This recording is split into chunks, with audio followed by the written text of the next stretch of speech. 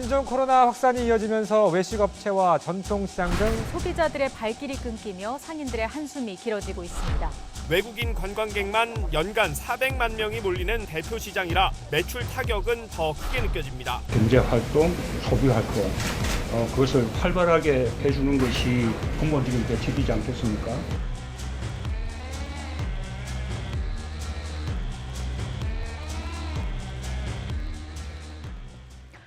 네, 오늘의 정치권 소식 이종근, 김성환 두 분 시사평론가와 이야기 나눠보겠습니다. 어서 오십시오. 네, 안녕하세요. 네. 자, 코로나19에 대한 불안으로 일상적인 경제 생활 요즘 굉장히 많이 위축된 이런 상황인데요. 문재인 대통령이 남대문 시장을 찾았습니다. 본격 경제 행보를 시작한 건데요. 시장 상인들의 어려운 사정을 직접 들으면서 대책을 모색했습니다. 이 모습 잠깐 보고 오시겠습니다. 어느 정도의 거의 3분의 1 정도로 줄은 것 같아요. 손님 오시는 게. 그러니까 일단 돌아다니는 분들이 안 계시니까는 신종 코로나 전보다 지금이 그렇죠. 서울 3분의 1을 지나고 줄어 3분의 1. 사람 자체가 안 돌아다니니까는 장사가 안 되죠. 저만 안 되는 게 아니니까 다 힘드니까 같이 열심히 해야죠. 그래요. 그리고 네. 이겨냅시다. 알겠습니다. 외국인 관광객들이나 특히 뭐 중국 관광객들이 많이 이제 굴표를 했을 것 같은데 지금은 뚜껑 꼈죠. 네, 그렇습니다. 질병관리본부에 네네. 모든 직원들한테 다 이게 조금 먹을 수 있게끔 보내려고 하거든요. 네네. 한 30박스 정도 하면 네네. 뭐 몇 인분 좀 되죠? 몇 포 이게 몇 개 정도 되죠? 이게 이제 30호가 들어서요. 하나에 네네. 그러면 30호씩 들어있습니다. 900. 네, 좋습니다. 네. 30박스. 네. 알겠습니다. 감사합니다. 문재인 대통령 이야기할 때 이렇게 마스크 살짝 내리는 모습도 봤고요. 아무래도 너무 불안해하지 않아도 된다 이런 메시지를 좀 보여준 게 아닌가 싶어요. 네, 그렇습니다. 저는 어저께 행보를 보면서 대처 총리가 기억이 나요. 네. 대처 총리가 1979년에 이 농가를 방문해서 병든 송아지를 끌어안았습니다. 보좌관들이 좀 반대를 했거든요. 위기를 직접적으로 대면하는 예. 리더십, 뭐 그 하나의 어떤 표상인데 한 가지 리스크는 있습니다.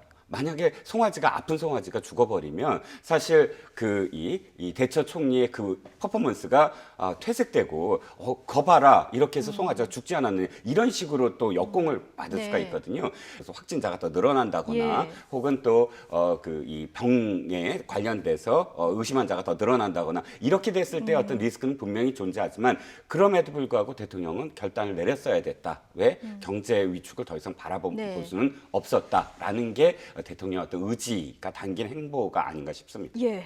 홍삼 30박스 구입했는데요. 면역력이 좋은 거잖아요. 질병관리본부 직원들 위해서 샀다. 이렇게 전해지더라고요. 말씀하셨던 것처럼 지금 코로나19 사태가 터진 지 20여일이 지나면서 질병당국 관계자라든가 공무원들, 뭐 의료기관 종사자들이라든가 다 지금 좀 지쳐가고 있는 상황이거든요. 경제 활성화 부분하고 그런 부분까지 동시에 챙기는 모습을 보였다. 처음에 이제 신종 코로나 바이러스가 확산세가 있었을 때는 그때는 한때는 지역을 많이 돌아다닌 확진자가 발견이 되고 그러면서 지역 내 감염 가능성도 언급이 됐었거든요. 접촉자들을 지금 전체적으로 크게 통제하고 있는 상황인데 오히려 지금까지 확진 받았던 환자들이 지금 퇴원한 상황이 아니겠습니까? 그러니까 조금만 더 노력하면 이번 사태는 얼마든지 종식시킬 수 있겠구나라고 하는 자신감이 조금 붙었다 이렇게 생각이 되고요.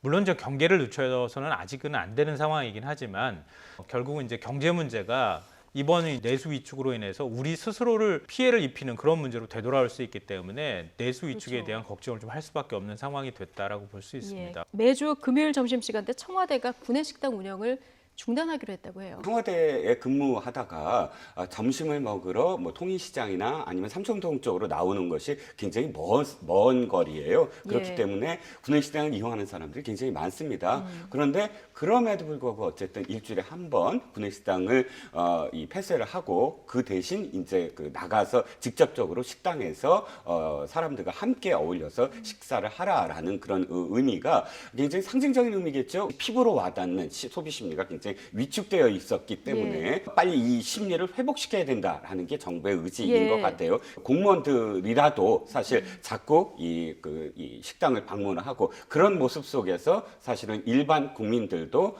이제 다시 이제 식당에 가도 된다라는 그런 의지를 좀 이렇게 그 표명할 수 있게 솔선수범한 모습, 저는 굉장히 상징적이지만 굉장히 필요한 그런 조치라고 봅니다. 네, 이 코로나19 대응하고 경제 문제 함께 챙기는 게 참 쉽지 않은 작업이긴 하죠. 지금 경기가 그동안에 하강 곡선을 그리다가 이제 살아날 기미가 보이고 있는 상황이었거든요. 뭐 반도체 수출이 차지하고 있는 비중도 굉장히 큰데 반도체 수출도 좀 증가세로 보이고 있고 전반적으로 세계 경제도 마찬가지고 우리 경제도 뭐 미중 무역 갈등도 어느 정도 이제 일단락이 되는 상황이고 그래서 조금 살아날 상황이 됐는데 다시 또 내수가 꺾이면서 내려갈 가능성이 있다 이런 부분을 우려했거든요.